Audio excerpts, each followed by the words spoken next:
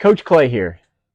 So some players are caught in between rec ball and travel ball. Or maybe they've made the jump to travel ball, but they still have some friends that are playing rec ball and they want to participate. They want to play on a team, a rec league team with their friend. Or maybe they just live in a small community where, Little League or the rec ball is just a really cool thing and a cool experience to have. So they're going to double up. They're going to play travel ball and they're going to play rec league. Well, here's the deal. I've seen a lot of these guys go to rec league and they'll tell me, hey, I'm going to go to rec league. I'm going to bat left-handed instead of right-handed, which they usually bat. Or I'm going to use a drop 5 bat in rec ball. Or I'm going to use a BB core in rec ball, even though it's not required by the league. To me, if you're going to make the decision to play rec ball and travel ball, that's great, especially if the player really wants to do it. It's just more ball. It's more fun. If they get to play with their friends or against their friends, it's even better, right? But if you're one of those players that is in the travel community and you feel like stepping into rec ball is going to be a little bit stepped down in competition, that's fine. And really, it should be. If you're playing travel and you're playing at a high level, jumping back in a rec league, you should be able to dominate. But here's the deal. Don't go up there and bat left-handed. Don't take a wooden bat up there to hit. And go down to rec ball. And those players need to succeed. They need to shine. They need to be a dominant player in rec ball. If they are truly a good quality travel player, they should go down to rec ball and dominate. That's not to say that you're not going to make some outs in rec ball. There's going to be some decent pitchers and they'll get you. Right? Even some not so good pitchers, they'll get you every now and then. But use the best bat that the league allows you to use. Dig in. Treat every at bat in rec ball just like it's in at bat in travel ball. Get your doubles, get your home runs if you can.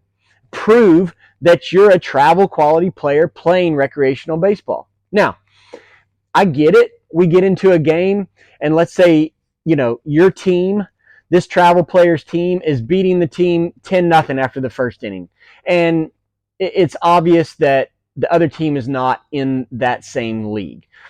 You do want to remove your best players from the game. And so maybe that travel player is removed from the game at that point when it's clearly obvious that they're not going to be able to play with you.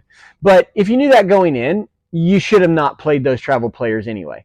But a lot of times you start a game, you don't know it's going to be like that. So your best players are batting early in the lineup. They need to approach it, and whether it's a bad pitcher or not, they need to give 100%. They need to show out. And then if the game gets out of control, the coach can pull you out of the game. Let's say you have too many good players and you can't pull everybody out of the game. Okay, maybe then we turn around and we try to hit left-handed so we don't continue to pound that team. But until that happens, we go out there and we perform as best we can in rec ball, even if we're a travel quality player. Bringing a wood bat and saying, I'm just going to use my bat in rec ball because I'm a travel player and I'm too good for this league, I think it's insulting to the players of that rec league, and I think it's in bad taste. I think, look, you got the courage to play rec ball when clearly you've had the talent and the baseball proficiency to play travel. It does take some guts to sign up for that rec league and go put yourself out there, because every player can strike you out and they can say, yeah, I struck out a travel player. I struck out, Joey Travel Ball. And you look, so it takes some guts to go down there and play.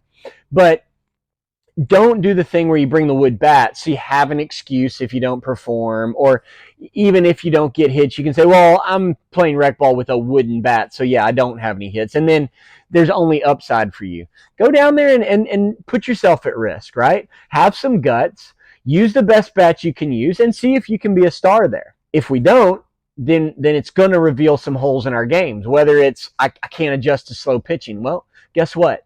In travel ball, there's going to be some guys that don't throw as fast, or there's going to be some guys that have mastered off speed. So here's the deal. Be a stand-up guy. Develop the confidence and the swagger and the courage to jump in rec ball. If you want to play with your buddies, you want to add some more games to your schedule and you're loving it and your parents will fund it, great, do it. But go down there, use the best equipment you can get, make every play, take every bat seriously, and prove that you're going to be one of the best players in that league. And you know what? You're also doing some of those other players a favor. When you go out there and give it 100% and put your best game on the field, there may be some players out there that are thinking, maybe I want to play travel ball. Right? And then they see you play, and maybe that tells them I've got to work on some things before I make that jump. Or maybe it gives them the confidence that says, hey, I want to give travel a try as well. I think I can play with Johnny Travel Ball. But go out there and give it your best. Don't give yourself any excuses. Don't go batting left-handed or taking a wood bat or some other bat out there to handicap yourself. Play the best you can.